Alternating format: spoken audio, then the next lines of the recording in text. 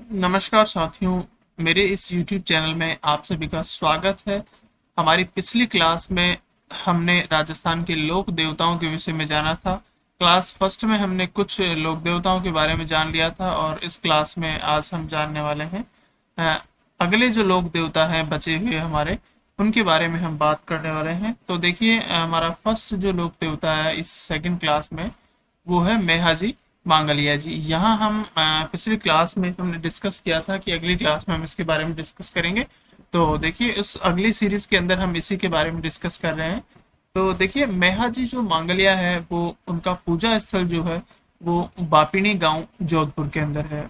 मेहाजी मांगलिया का पूजा स्थल कहाँ है? बापिनी जोधपुर के अंदर इनका पूजा स्थल है। और पिता जो है इनके, वो है गोपाल राव सांखला। इनके पिता का क्या नाम है? गोपाल राव सांखला। और देखिए, इनकी यदि हम घोड़ी की बात करें तो इनकी जो सवारी है वो, उसको कहते हैं किरण काबरा। इनकी घोड़ी का नाम क्या है? किरण काबरा। ठीक है। उसके बाद देखिए, पुजारी की बात करें अगर हम, तो मांगलिया जो राजपूत होते हैं वो इनके पुजारी होते हैं और पुजारी वंश की वृद्धि नहीं होती है। यानी जो मांगलिया राजपूत होते हैं, उन राजपूतों की जो पुजारी वंश होता है उसमें पुजारी वंश की क्या नहीं होती है? वृद्धि नहीं होती है। अब देखिए, जैसलमेर के शासक जो थे, रणक देव के सामने गो रक्षा करते हुए वीर गति को प्राप्त हुए। मेहाजी मांगलिया जो थे वो जैसलमेर शासक रणक देव के सामने गो रक्षा करते हुए वीर गति को प्राप्त हुए। और मेहाजी जो मांगलिया है, इनका देखिए मेला जो भरता है वो भादवे की कृष्ण अष्टमी को मेला भरता है। यानी देखिए, एक महीने में दो पक्ष होते हैं। किसी भी आप महीने की बात करें तो देखिए, एक महीने में दो पक्ष होते हैं। एक पक्ष होता है कृष्ण पक्ष और एक होता है शुक्ल पक्ष। तो ये जो भादवे का महीना है, भादवे के महीने की कृष्ण पक्ष की अष्टमी को, यानी कृष्ण पक्ष की जो अष्टमी है उसके दिन इनका मेला भरता है। देखिए, उसके बाद में अगले लोक देवता हमारा इलोजी। तो देखिए, इनका इलोजी जो है, इनका जन्म जालोर के अंदर, ठीक है, और बाड़मेर में ख्याति प्राप्त ये लोक देवता है। इनका वास्तविक जो नाम है इलोजी का, वो है छोटू राम। क्या है इनका वास्तविक नाम? छोटू राम। ठीक है। इनको छेड़छाड़ के लोक देवता, कौन से लोक देवता कहते हैं इनको? इनको कहते हैं छेड़छाड़ के लोक देवता। इलोजी की स्मृति में होली के अगले दिन धुलंडी का त्योहार मनाया जाता है। इनको, पहली चीज तो इनको छेड़छाड़ के लोक देवता कहते हैं, और इलोजी की स्मृति में होली के अगले दिन धुलंडी का त्योहार मनाया जाता है।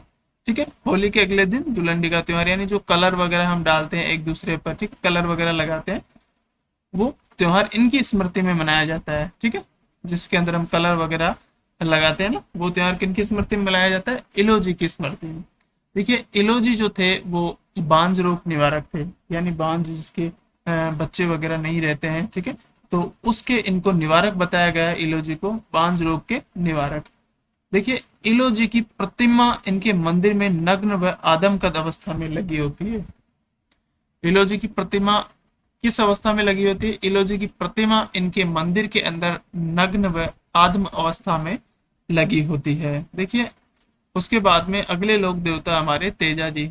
यदि तेजा जी की हम बात करें तो देखिए, तेजा जी का जन्म जो है वो खरनाल नागौर के अंदर होता है। इनके पिता ताहड़ जी और माता इनकी राम कौरी। ठीक है। माता क्या है इनकी? राम कौरी। माता का नाम क्या है? राम कुंवारी। राम कुंवरी। ठीक है। इनकी पत्नी जो है वो पेमल दे, जो पनेर अजमेर की है, और अजमेर के अंदर किसकी है? रामचंद्र जी की पुत्री है। देखिए, तेजा जी की जो गुरु है, उन गुरु का नाम है गुसाई नाथ। ठीक है। इनकी जाति जाट है और गोत्र इनका धूलिया है। यानी जो जाट जाति के धूलिया गोत्र है तेजा जी, सॉरी, जाट जो जाति है उसके धूलिया गोत्र के हैं तेजा जी। और इनकी जो सवारी है वो लीलन है। इसको क्या कहते हैं? श्रृंगारी भी कहते हैं। देखिए, तेजा जी का जो उपनाम है वो काला बाला की देन, यानी सांपों वगैरह से ये रक्षा करते हैं, तो काला बाला की देन और कृषि उपकारक देवता। ठीक है। कृषि के समय जो किसान होता है और उसका जो हल होता है, उसके एक धागा बांधा जाता है। ठीक है। उसी वजह से इनको कृषि उपकारक देवता भी कहते हैं। देखिए किसानों के आराध्य देव, किसानों के इनको आराध्य देव भी कहा जाता है। देखिए विक्रम संवत 1160 में मंडावरिया अजमेर नामक स्थान पर लाछा गुजरी की गायों को आजाद करवाने हेतु मेर के मेणाओं से युद्ध किया। कब? विक्रम संवत 1160 ईस्वी में। कहां पर? मंडावरिया। कहाँ पड़ता है मंडावरिया? अजमेर के अंदर। कहाँ पड़ता है? मंडावरिया अजमेर के अंदर पड़ता है। और अजमेर मंडावरिया नामक स्थान पर लाछा जो गुजरी थी उनकी गायों को आजाद करवाने हेतु मेर के मेणाओं से इन्होंने क्या किया था? युद्ध किया था। उसके बाद में देखिए सेंदरिया अजमेर नामक स्थान पर इनको एक बासक नाम का सर्प था, उस सर्प ने तेजाजी को दंश किया था और उसके दंश से इनकी क्या हो जाती है? मृत्यु हो जाती है। तो देखिए उसके बाद में सर्प ने, जो बासक नामक जो सर्प था उसने तेजाजी को दंश किया और सुरसुरा अजमेर नामक स्थल पर भाद्रपद शुक्ल दशमी को विक्रम संवत 1160 में तेजाजी ने अपने प्राण त्यागे। विक्रम संवत 1160 के अंदर। कब? भाद्रपद शुक्ल यानी शुक्ल पक्ष की दशमी के दिन विक्रम संवत 1160 में तेजाजी ने क्या किया? सुरसुरा के अंदर, सुरसुरा अजमेर में अपने प्राण त्यागे। उसके बाद में देखिए तेजाजी का जो पशु मेला है वो परबतसर नागौर में लगता है। परबतसर कहाँ है? नागौर के अंदर। तो परबतसर नागौर में तेजाजी का पशु मेला लगता है। और तेजाजी की जो कर्मस्थली है वो बासी दुगारी बूंदी है। ठीक है, कर्मस्थली क्या है इनकी? बासी दुगारी बूंदी इनकी कर्मस्थली है। 2010 और 11 में 5 रुपए का डाक टिकट जारी किया गया था तेजाजी के ऊपर। ठीक है, और लोक देवता तेजाजी की सवारी के नाम पर लीलन एक्सप्रेस जो है वो ट्रेन चलती है। इनका पुजारी जो होता है उसको क्या कहते हैं? घोड़ला कहते हैं। और इनका जो गीत गाया जाता है तेजाजी का उसको क्या कहते हैं? टेर। क्या कहते हैं तेजाजी के गीत को? टेर। अब देखिए तेजाजी की आराधना में पुरुषों द्वारा हाथ में छाता लेकर तेजा नृत्य किया जाता है। तेजाजी की आराधना में पुरुषों द्वारा हाथ में छाता लेकर कौन सा नृत्य किया जाता है? तेजा नृत्य किया जाता है। तेजाजी की पत्नी इनके साथ में ही सती हुई। किसकी पत्नी? देखिए क्वेश्चन पूछा जाए यदि कि राजस्थान के किस देवता की पत्नी उनके साथ में सती हुई, तो तेजाजी की पत्नी इनके साथ में ही सती हुई। अब देखिए वर्ष 2019 तक आय की दृष्टि से राजस्थान का सबसे बड़ा पशु मेला कौन सा था? तेजाजी पशु मेला। कई बार एग्जामों में भी पूछ लिया जाता है कि वर्ष 2019 तक आय की दृष्टि से सबसे बड़ा पशु मेला कौन सा था? तो तेजाजी पशु मेला था 2019 तक आय की दृष्टि से। और वर्तमान में जसवंत पशु मेला भरतपुर है। कौन सा? राजस्थान का सबसे बड़ा पशु मेला आय की दृष्टि से कौन सा? जसवंत पशु मेला भरतपुर है, जो आश्विन मास में भरता है। कब? 2019 के बाद में। 2019 तक कौन सा था? कौन सा था आय की दृष्टि से सबसे बड़ा पशु मेला? तेजाजी पशु मेला था। ठीक है, उसके बाद में जसवंत पशु मेला भरतपुर का, जो आश्विन मास में भरता है। देखिए उसके बाद में मल्लीनाथ जी की अगर हम बात करें तो इनका जन्म तिलवाड़ा बाड़मेर के अंदर होता है। बाड़मेर में, तिलवाड़ा कहाँ पड़ता है? बाड़मेर के अंदर। ठीक है, इनके पिता जो थे उनका नाम था सलखा जी। ठीक है, इनकी जो माता थी उनका नाम था जीणा दे। और इनके जो गुरु थे उनका नाम था उगम सिंह भाटी। इनके गुरु का क्या नाम था? उगम सिंह भाटी। देखिए 1375 ईस्वी में दिल्ली शासक फिरोज शाह तुगलक और मालवा सूबेदार निजामुद्दीन की सेना को पराजित कर बाड़मेर क्षेत्र की इन्होंने क्या की थी?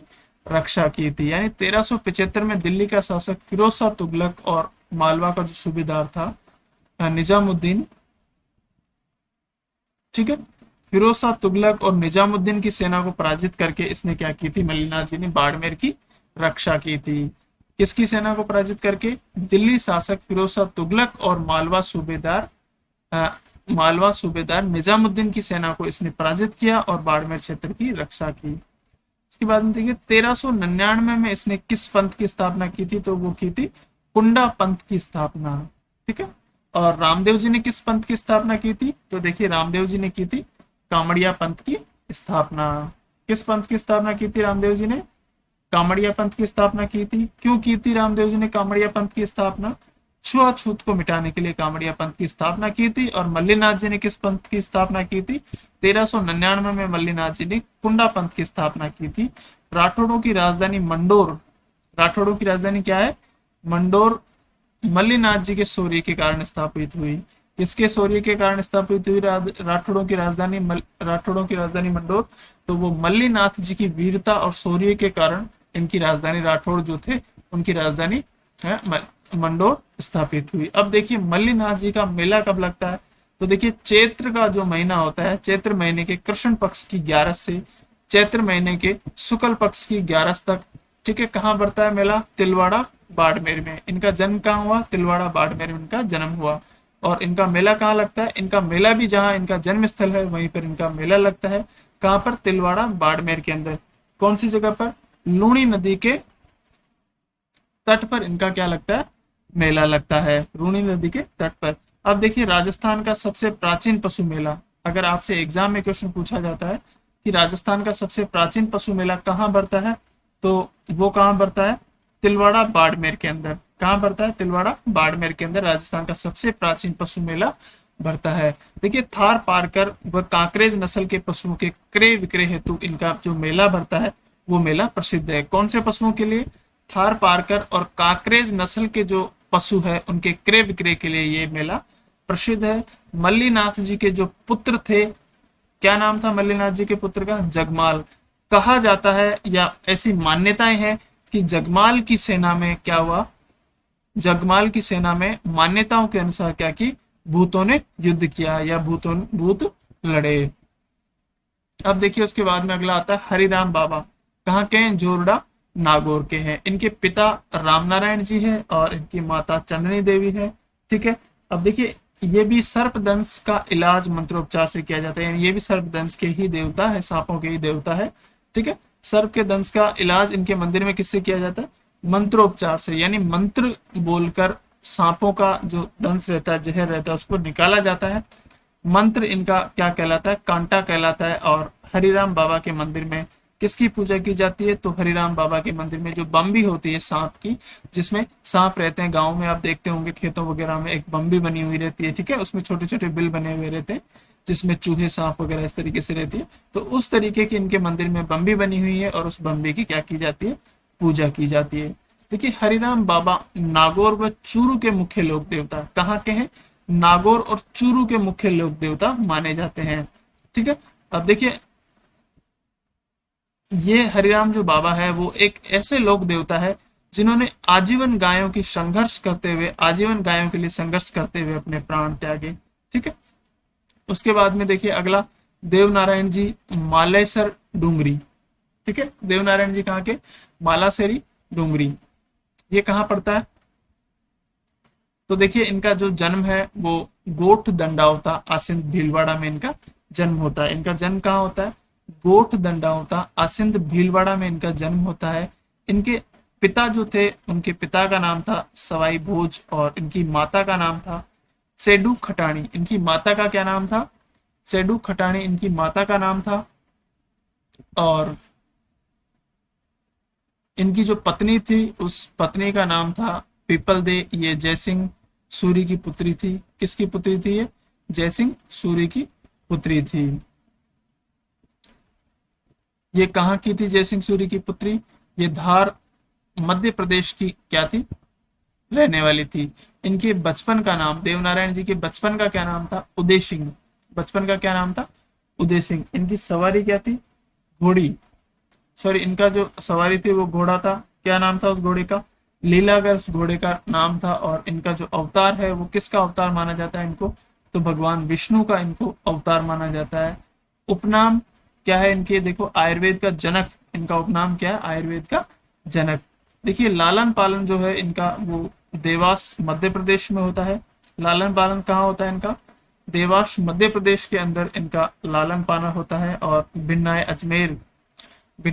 अजमेर के शासक दुर्जन साल को पराजित कर अपने सवाई भोज का बदला लेते हुए गायें आजाद करवाई। भिन्नाय अजमेर के शासक दुर्जन साल जो थे अजमेर के शासक, उनको पराजित करके अपने सवाई भोज का बदला लेते हुए इन्होंने गायें आजाद करवाई और नीम की पत्तियां व गौमूत्र से इन्होंने आयुर्वेदिक औषधि बनाई।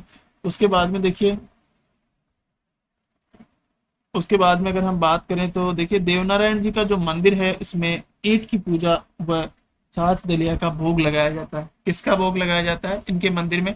पहली चीज कि इनके मंदिर में किसकी पूजा की जाती है? ईंट की पूजा, ठीक है। और छाछ और दलिये का इनके मंदिर में क्या किया जाता है? भोग लगाया जाता है।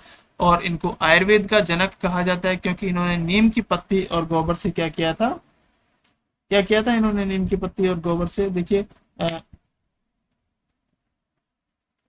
सॉरी औषधि बनाई थी नीम की पत्ती और गौमूत्र से, सॉरी नीम की पत्ती और गौमूत्र के मिश्रण से इन्होंने आयुर्वेदिक औषधि बनाई थी। इसीलिए इन्हें राजस्थान में आयुर्वेद के जनक भी कहा जाता है, आयुर्वेद के जनक भी माने जाते हैं। देवनारायण की जी की फड़ जो है वो सर्वाधिक लंबी और सबसे छोटी और सर्वाधिक चित्रांकन वाली फड़ है। देवनारायण जी की फड़ देखिए सबसे लंबी भी है और सबसे छोटी भी है और सबसे चित्रांकन यानी सबसे अधिक चित्र जो अंकित है वो किसकी फड़ है? देवनारायण जी की फड़ है। वाचन के समय जंतर वाद्य यंत्र प्रयुक्त किया जाता है या जंतर वाद्य यंत्र बजाया जाता है। जब देवनारायण जी की फड़ पड़ी जाती है तो इनके वाचन के समय जंतर वाद्य यंत्र क्या किया जाता है? बजाया जाता है। देखिए प्रथम ऐसे लोक देवता देवनारायण जी क्या है? प्रथम ऐसे लोक देवता है देवनारायण जी, प्रथम ऐसे लोक देवता है जिनकी फड़ 2 सितंबर जिनकी फड़ पर 2 सितंबर 1992 को 2 सितंबर 1992 को डाक टिकट जारी किया गया। देवनारायण जी का गीत क्या है? बगड़ाउत। देवनारायण जी के गीत क्या है? बगड़ाउत। क्या कहते हैं इनके गीत को? बगड़ाउत। देखिए देवनारायण जी की फिल्म में देवनारायण का जिस व्यक्ति ने किरदार निभाया था उस व्यक्ति का नाम था नाथू सिंह गुजर। उस व्यक्ति का क्या नाम था? नाथू सिंह गुजर उस व्यक्ति का नाम था। और राणा सांगा व सर प्रताप के क्या थे? ये इष्ट देव थे। राणा सांगा और जो सर प्रताप थे, सर प्रताप सिंह थे, उनके क्या थे? देवनारायण जी इष्ट देव थे। देखिए प्रमुख पूजा स्थलों की यदि देवनारायण जी की बात करें तो पहला जो पूजा स्थल है देवनारायण जी का वो है हमारा देवमाली ब्यावर, सॉरी अजमेर। देवमाली ब्यावर अजमेर इनका प्रमुख पूजा स्थल है ना।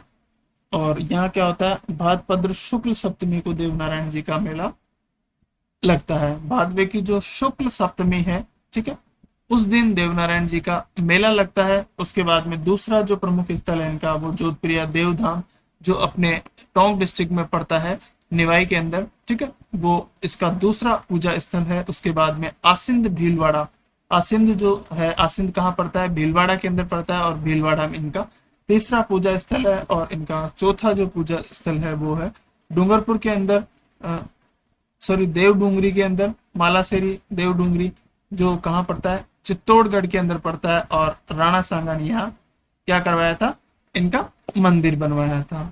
धन्यवाद साथियों, फिर मिलेंगे अगले वीडियो के अंदर। हमारी क्लास 3rd होगी, इसके अंदर जो बचे हुए छोटे लोक देवता है उनके विषय में जानेंगे। और वीडियो को क्लोज करने से पहले मैं आपको एक बात कहना चाहूंगा कि यदि आपने हमारा यूट्यूब चैनल सब्सक्राइब नहीं किया है तो आप हमें सब्सक्राइब करें, लाइक करें, शेयर करें।